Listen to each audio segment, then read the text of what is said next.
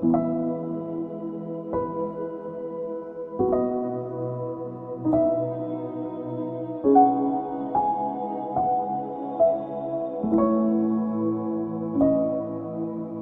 मसीह आप सभी को और स्वागत करते हैं आज के मॉर्निंग डिवोशन में। और धन्यवाद देते हैं कि परमेश्वर ने एक नया मौका फिर से दिया है ताकि उसके वचनों को लेकर आपके सामने आ सकूं।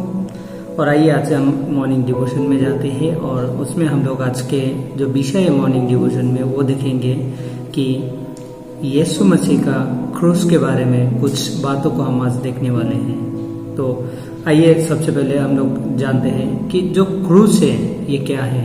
क्रूस जो है जो यीशु मसीह ने अपने ऊपर लिया था, और एक क्रूस अगर हम लोग देखें तो संसार के लिए क्या है कि एक शर्म की बात है, क्योंकि जब हम क्रूस में देखते हैं कि यीशु मसीह जब क्रूस में चढ़ाया गया था तो उस समय में दो चोर भी उनके साथ में थे। यानी कि जो चोर थे वो चोर के सजाए तो क्रूस थे, यानी कि क्रूस के द्वारा मौत थे। तो वो एक घिनौना मौत थे उनके लिए। तो इसके लिए वो एक शर्म की बात था, लज्जा की बात था, संसार के लिए एक अपमानजनक था, एक घृणाजनक था वो। और अगर हम लोग देखते हैं कि उसके द्वारा, उस क्रूस के द्वारा एक प्रकार से क्षमा और छुटकारा भी हमने पाए हैं उस क्रूस के द्वारा।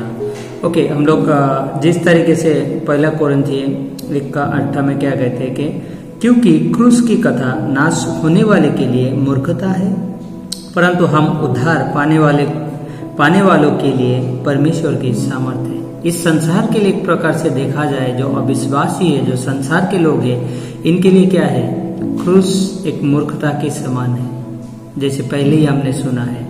तो मैं 3-4 कुछ बातों को मैं इसमें कहने वाला हूँ क्रूस के विषय में। तो सबसे पहले जब हम देखते हैं कि यीशु मसीह का जो क्रूस है वहाँ एक संदेश है, किसके लिए, सारे संसार के लिए, आपके लिए, मेरे लिए। और इस प्रकार से वहाँ पे लिखा है, जब हम पहला कोरिन्थियों 1:17 में पढ़ते हैं, वहाँ पे लिखा है क्योंकि मसीह ने मुझे बपतिस्मा देने को नहीं वरन सुसमाचार सुनाने को भेजा है, और यहाँ भी शब्दों के ज्ञान के अनुसार नहीं, ऐसा ना हो कि मसीह का क्रूस व्यर्थ ठहरे।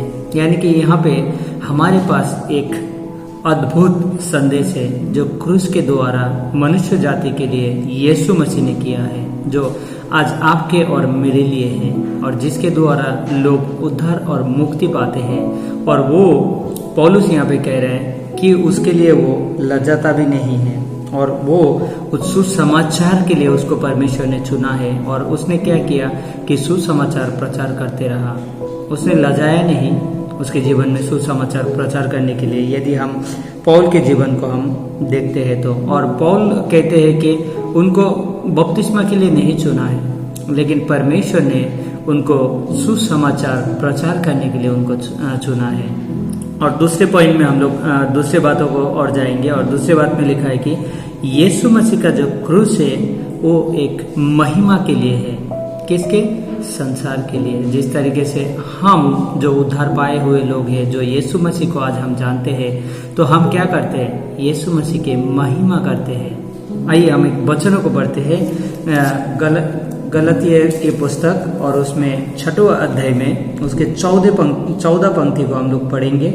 ये भी पौल के द्वारा लिखा गया है, और यहाँ पे लिखता है कि पर ऐसा ना हो कि मैं अन्य किसी बात का घमंड करूं, केवल हमारे प्रभु यीशु मसीह के क्रूस का, जिसके द्वारा संसार मेरी दृष्टि में और मैं संसार की दृष्टि में क्रूस पर चढ़ाया गया हूँ। यानी कि उस क्रूस के, जो पौल अपने आप को कह रहा है कि मैं संसार के लिए और मैं संसार के लिए, और उन्होंने कहा कि संसार की दृष्टि में मैं क्रूस में चढ़ाया गया हूँ। और इसके द्वारा क्या देख पाते हैं कि यहाँ पे पौल परमेश्वर को महिमा कर रहा है, और उस क्रूस की महिमा कर रहा है जिसके द्वारा पौल को चुना गया है। यानी कि यीशु मसीह पौल को चुना है अपने कार्य के लिए। पहले उन्होंने सुसमाचार के लिए उनको चुना है, उसके बाद कह रहे हैं कि उनके जीवन के द्वारा वो क्या कर रहा है, महिमा कर रहा है। जो क्रूस है उस क्रूस के लिए वो महिमा कर पा रहा है उस जगह से। उसके बाद तीसरा बात को जब हम लोग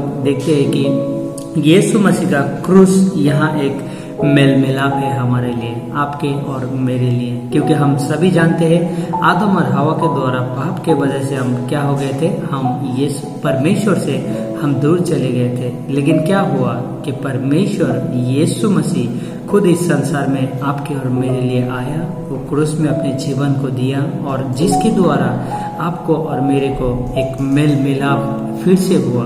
क्योंकि हम बिछड़ गए थे, हम दूर चले गए थे, हम परमेश्वर को नहीं जानते थे, लेकिन परमेश्वर ने उसके क्रूस के द्वारा यानी कि यीशु मसीह के जीवन के द्वारा और उस क्रूस के द्वारा आपके और मेरे मेल मिलाप उन्होंने किया है।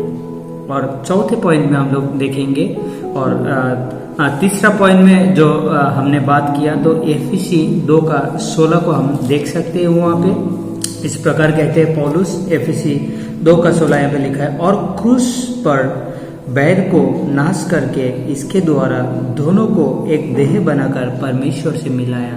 यानी कि परमेश्वर उनको मिलाया देह में, यानी कि यीशु मसीह में, परमेश्वर में। और चौथी बात को हम लोग देखेंगे, और चौथी बात में यहाँ पर है कि यीशु मसीह का क्रूस यहाँ एक शांति का संदेश है, ये शांति को लेकर आता है। जैसे हम लोग वचन को पढ़ते हैं, कोलोसी 1:20 यहाँ पर लिखा है,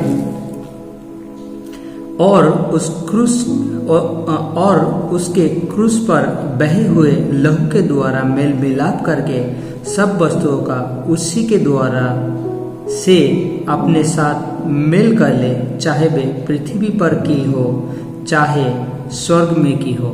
यानी कि ये एक शांति की बात्रा है। यानी कि इस धरती में भी जब हम हैं तब भी हम खुशी मनाते हैं, हम शांति पाते हैं परमेश्वर की ओर से। लेकिन जब हम इस संसार को छोड़ेंगे तब भी हमारे पास वो शांति रहेगा, क्योंकि हम परमेश्वर के साथ में सदाकालीन के लिए रहने वाले हैं।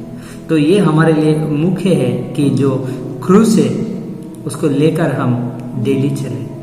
जो क्रूस है वो हमारे जीवन के लिए बहुत महत्वपूर्ण है। एक मसीह विश्वासी के जीवन के लिए क्रूस बहुत महत्वपूर्ण है। हमारे जीवन के जो मध्यस्थ और हमारे जीवन के जो सेंटर्ड है वो क्रूस होना चाहिए, क्योंकि क्रूस के द्वारा ही हम सारी चीज को पाए हैं। क्योंकि क्रूस के द्वारा सबसे पहले तो हम एक संदेश पाए हैं, उसके बाद क्रूस के द्वारा हम उसको महिमा कर सकते हैं, यानी कि महिमा को हम देख सकते हैं। क्रूस के द्वारा हमारा मेल मिलाप हुआ है, और उसके बाद अंतिम में कि क्रूस के द्वारा हमने शांति को पाए हैं। क्योंकि ये बहुत जरूरी है हमारे जीवन में।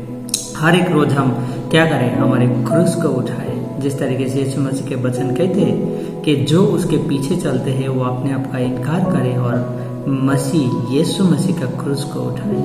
तो हमारे हर रोज के जीवन में हम क्या करें, हम क्रूस को उठाएं, क्योंकि क्रूस हमें हर एक चीजों की मध्यस्थता करता है, और क्रूस के द्वारा ही आप और मैंने उधार पाए हैं। प्रभु आप सभी को आशीष करे इस वचनों के द्वारा, और आपके आज के दिन आशीषमय रहे। धन्यवाद।